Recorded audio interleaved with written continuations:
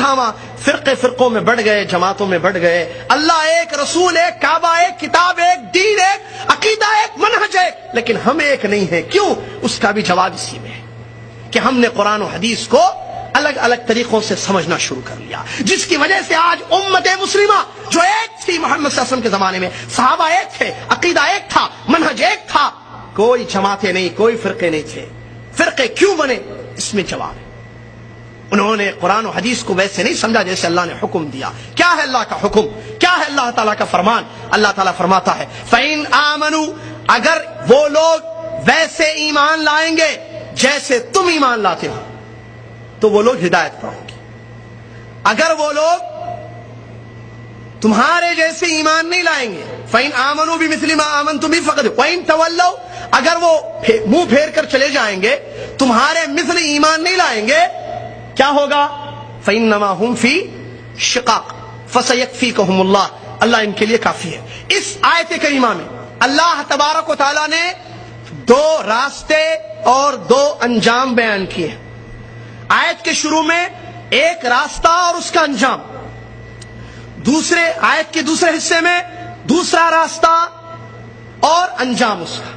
بہت پوائنٹ ہے، دو راستے اور دو انجام. راستے کس چیز کے؟ دین کو سمجھنے کے لیے، ایمان لانے کے لیے، اسلام کو سمجھنے کے لیے راستے. اللہ تعالیٰ نے کہا فَإِنْ آمَنُوا، اگر لوگ ویسے ایمان لائیں گے، ویسے دین کو سمجھیں گے، ویسے اسلام کو سمجھیں گے جیسے تم نے سمجھا ہے. یہ تم کون ہے؟ یہ آیت اتری نا، کب اتری؟ کس کے زمانے میں؟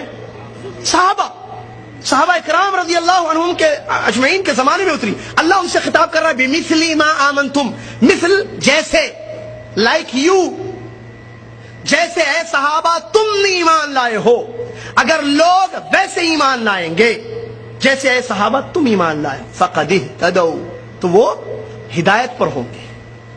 ایک راستہ، ایک منہج، ایک فہم، صحابہ کا فہم جس کو فہم السلف کہتے ہیں. سلف سے مراد شیخ الاسلام ابن تیمیہ رحمۃ اللہ علیہ فرماتے ہیں سلف کا مطلب صحابہ اور تابعین.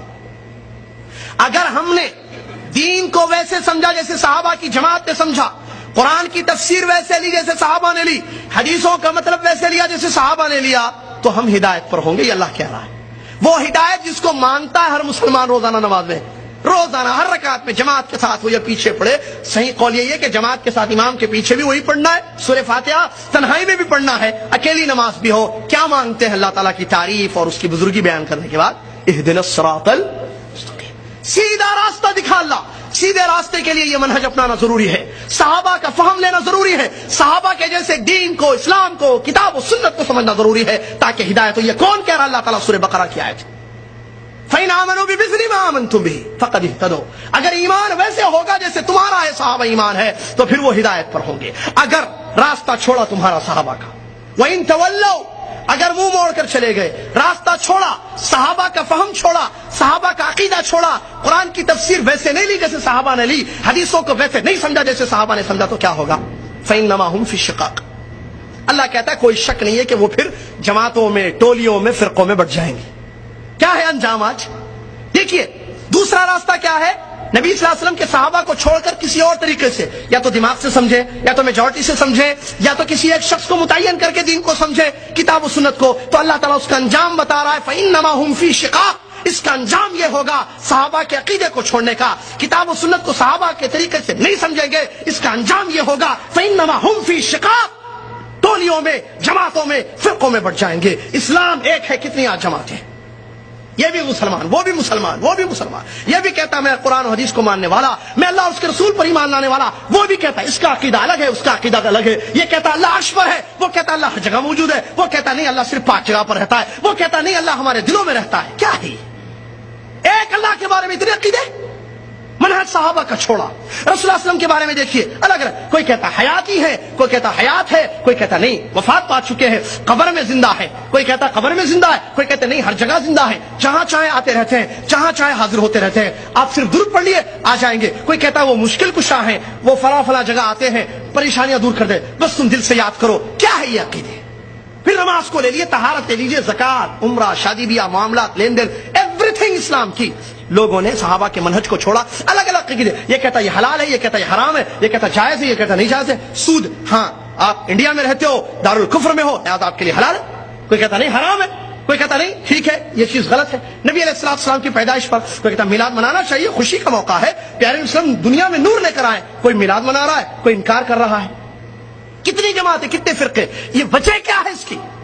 کیا قرآن و حدیث کو چھوڑ دیا ان لوگوں نے؟ نہیں، یہ مت سمجھیں آپ پوائنٹ، پھنس جائیں گے، ورنہ وہ یہ نہیں کہتا کہ میں نہیں مانتا قرآن کو، آگے مثالیں بھی آ رہی، قرآن اور حدیث کو ماننے والے قوم ہیں یہ سب مسلمان۔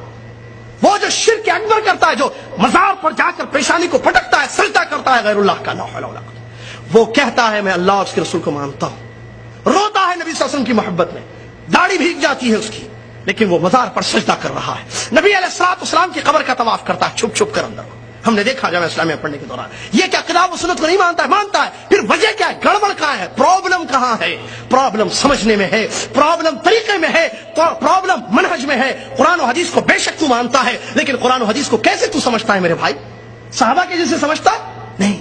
اسی لیے اللہ نے کہا کہ اگر تم صحابہ کا منہج چھوڑو گے، ٹولیوں میں بٹ جاؤ گے، جماعتیں الگ الگ ہو جائیں گی تمہاری، فی شقاق، شقاق کہتے ہیں اختلاف، الگ الگ ٹولیاں جماعت۔ فسیکفیکہم اللہ، قیامت کے دن اللہ تعالیٰ ان کا بدلہ دے گا۔ فسیکفیکہم اللہ، اللہ ان کے لیے کافی ہے، اللہ سننے والا اور جاننے والا ہے۔ یہ آیت میں جواب ہے، پہلی دلیل، 3 آیتیں دلیل میں پیش کروں گا انشاءاللہ۔ یہ پہلی آیت ہے جس میں اس سوال کا جواب ہے کہ ہم یا دنیا کا ہر مسلمان